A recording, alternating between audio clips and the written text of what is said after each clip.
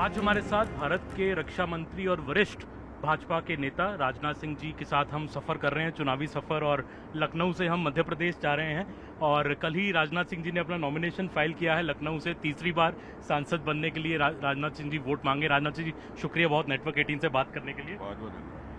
राजनाथ सिंह जी, मैं पहला सवाल पूछना चाहूँगा कि प्रधानमंत्री ने राहुल जोशी जी को CNN न्यूज़ 18 को एक लंबा इंटरव्यू दिया है 2 दिन पहले। उसमें कांग्रेस मैनिफेस्टो पे प्रधानमंत्री जी ने पूरा हमला बोला है। एक बात वो कह रहे हैं कि इस मैनिफेस्टो में मुस्लिम लीग की छाप है, माइनॉरिटीज़ के लिए कुछ प्रॉमिस किए गए हैं और पुराने वक्त में कांग्रेस ने मुस्लिम रिजर्वेशन लाने के लिए कई बार कोशिश भी की है। आप इसको कैसे देखते हैं? क्या ये बड़ा मुद्दा है इस इलेक्शन में?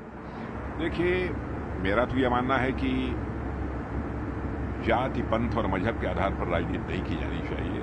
राजनीति का आधार होना चाहिए इंसाफ और इंसानियत, जस्टिस एंड ह्यूमैनिटी। लेकिन कांग्रेस ने आज़ादी हासिल होने के बाद से ही लगातार, क्या मैं कहूँ कि आज़ादी हासिल होने के पहले भी जब कांग्रेस पार्टी लड़ती रही है, बराबर इन लोगों ने जाति, पंथ और मजहब के आधार पर देश को बांटकर अपना निहित राजनीतिक स्वार्थ पूरा करने की कोशिश की है। इन लोगों को इससे बचना चाहिए। अब लोग तो इस सीमा तक चले जाते हैं कि साहब धर्म के आधार पर हम आरक्षण देंगे, जबकि आप जानते हैं कि हमारे यहाँ ऐसी संवैधानिक कोई व्यवस्था नहीं है। संविधान इस बात की इजाज़त नहीं देता है कि कोई धर्म के आधार पर आरक्षण करे। लेकिन लोगों को गुमराह करके, लोगों को प्रलोभन देकर लोगों का समर्थन हासिल करना, ये कांग्रेस की बहुत ही पुरानी फितरत है और आज भी उसी फितरत पर काम कर रहे हैं। और यही कारण है कि धीरे धीरे उनका अस्तित्व अब समाप्त होता जा रहा है। मुझे लगता है कि पूज्य महात्मा गांधी ने जब आज़ादी हासिल हुई थी उसके बाद कहा था कि कांग्रेस को भंग कर देना चाहिए। बहुत सोच समझ कर उन्होंने कुछ कहा था महात्मा गांधी ने। लेकिन इन लोगों ने पूज्य बापू की बात को माना नहीं और आज उनकी हालत ये हो गई है कि जनता ने ही फैसला कर दिया है कि जो पूज्य बापू ने कहा था कांग्रेस के संबंध में, कांग्रेस को समाप्त करने की, अब बापू की मुराद को कोई पूरा करेगा तब हम ही लोग पूरा करेंगे। राजा जी, एक बात और राहुल गांधी ने जो बोली है कि हम एक्सरे करेंगे, हम वेल्थ का, किसके पास कितनी जमा पूंजी है उसका पूरे का एक एक्सरे होगा, फिर उसको हम जिनको ज़्यादा जरूरत है उनको दिया जाएगा। और इसी को इनडायरेक्टली इंडोर्स किया है इंडियन ओवरसीज कांग्रेस के चेयरमैन सैम पित्रोदा ने भी। उन्होंने कहा कांग्रेस में, ये अमेरिका में इस प्रकार का सिस्टम है कि 55% आपकी संपत्ति, यदि परिवार का कोई मुखिया यदि उसकी मृत्यु हो जाती है तो 55% यानी 55% सरकार को चला जाएगा, 45% शेष बचेगा। मैं समझता हूं कि इससे तो एक जबरदस्त आर्थिक मंदी पैदा होगी और इस देश को आर्थिक संकट से गुजरना पड़ेगा। मेरा मानना यह, जब तक लोगों के अंदर ये इनिशिएटिव नहीं होगा कि हमको यह हासिल करना है, इसलिए हमको इन्वेस्ट करना चाहिए, इसलिए हमको काम करना चाहिए, लोग काम क्यों करेंगे? और यह बात केवल मैं नहीं कह रहा हूं, मैं जानता हूं, कोई नाम मैं भूल रहा हूं कि मिस्टर फ्रेडरिक थे, माने जाने अर्थशास्त्री, उन्होंने भी इस बात को कहा है। यह तो बहुत बड़ी आर्थिक तबाही और आर्थिक तंगी लाने वाली यह सोच है। मैं गांव में घुमा हूँ यूपी के पिछले कुछ दिनों में, वेस्ट यूपी में, सेंट्रल यूपी में, तो गांव में भी अब लोग बात कर रहे हैं कि हम अपने बच्चों के लिए कमाते हैं, जमीन बनाते हैं, जायदाद बनाते हैं, ये सरकार ले जाएगी क्या? और एक्सरे मतलब हमारे पास 4 गाय हैं, 3 गाय हैं, तो जमीन हमारी क्या मतलब किसमें बांट दी जाएगी? नहीं, की सोच यही है और इसका खामियाजा इनको भुगतना पड़ेगा इस बार। माने महात्मा गांधी ने ऐसा नहीं सोचा। आजादी, जिन लोगों ने आजादी की लड़ाई लड़ी है उन लोगों ने कभी ऐसा नहीं सोचा। हमारे भारत के संविधान निर्माताओं ने ऐसा नहीं सोचा। ये पता नहीं सो कॉल्ड इनोवेटिव आइडिया इनके अंदर कैसे आ गया, ये बात हमारी समझ के परे है। बस इतना ही मैं कहूंगा, विनाश काले विपरीत बुद्धि। एक कैंपेन जो सर कांग्रेस काफी ग्राउंड पे चला रही है, बड़े बड़े नेता बोल रहे हैं उनके कि भाजपा 400 पार इसलिए मांग रही है कि भाजपा संविधान बदल देगी, रिजर्वेशन खत्म कर देगी, अगला इलेक्शन ही नहीं होगा। बड़े बड़े नेता कांग्रेस के ये कह रहे हैं। मैं कांग्रेस के मित्रों से कहना चाहता हूं कि बाबा, कब तक आप लोग जनता से झूठ बोलते रहोगे? कब तक जनता की आंखों में धूल झोंकते रहोगे? भारतीय जनता पार्टी पूरी तरह से इस बात के लिए कमिटेड है कि हम संविधान के बेसिक स्ट्रक्चर में कोई परिवर्तन नहीं करेंगे। बार बार कह चुके हैं। हम लोग जो कहते हैं वो करते हैं। भारत की राजनीति में हमारी एक साख है, हमारी विश्वसनीयता है, हमारी क्रेडिबिलिटी है। हम उस पर किसी भी सूरत में प्रश्न चिन्ह नहीं लगने देंगे। जो हम कहा है हमने वो करेंगे, जो कहेंगे वो करेंगे। आरक्षण रहेगा, आरक्षण रहेगा, आरक्षण रहेगा। एक मैं और बात आपसे पूछना चाहूंगा कि जब इस बात की कांग्रेस की ही बात हो रही है, जो उनका कैंपेन है, उस कैंपेन में राहुल गांधी ये कह रहे हैं कि देखिए मोदी जी तो मुझसे डरते हैं, सिर्फ मुझसे ही डरते हैं, मैं ही एक लीडर हूं जो खुल के बोलता हूं। आप एजेंसी, ईडी, सीबीआई ऐसे सारे ऑपोजिशन लीडर्स को, केजरीवाल जी को जेल भेज दिया, हेमंत सोरेन जी को जेल भेज दिया, तो मैं नहीं डरता मोदी जी से, मैं खुले में लड़ रहा हूँ। अब मोदी जी के कितना भयभीत होने वाले आदमी हैं तो देश जानता है।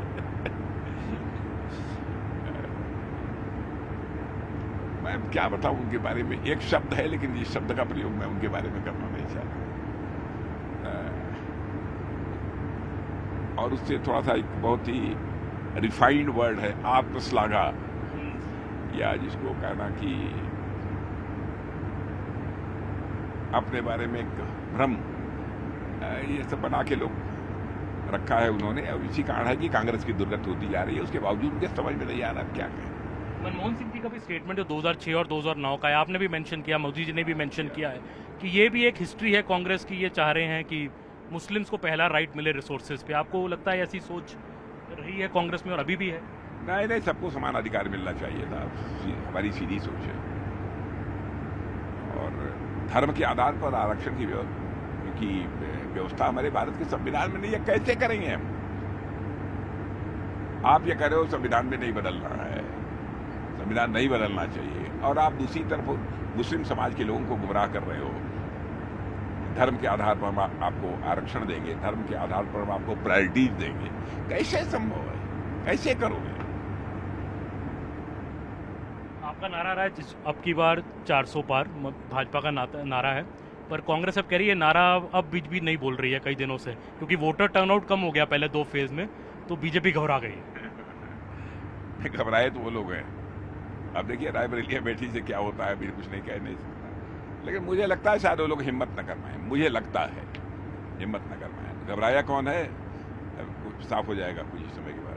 पर सर वोटर टर्नआउट तो कम हुआ है, क्या ऐसा तो नहीं है कि कोई वोटर टर्नआउट कम हुआ है? सच्चाई है कि कांग्रेस से जिन लोगों की अपेक्षा थी, अब लोगों ने मान लिया है कि कांग्रेस अब अस्तित्व अपना खो चुकी है, या अस्तित्व समाप्त होने के कगार पर है कांग्रेस का। उनके वोटर सब कम निकले हैं इस बार वोट देने के लिए, और हमारे मतदाताओं में उत्साह है, उमंग है। वो जानते हैं कि मोदी जी के नेतृत्व में भारत की अंतर्राष्ट्रीय जगत में प्रतिष्ठा बढ़ी है, दुनिया में भारत का कद ऊंचा हुआ है, देश की अर्थव्यवस्था भी काफी मजबूत हुई है। सबसे तेजी, बहुत सारे बड़े देशों में सबसे तेजी से आगे बढ़ने वाली अर्थव्यवस्था भी कहीं की है तो भारत की है।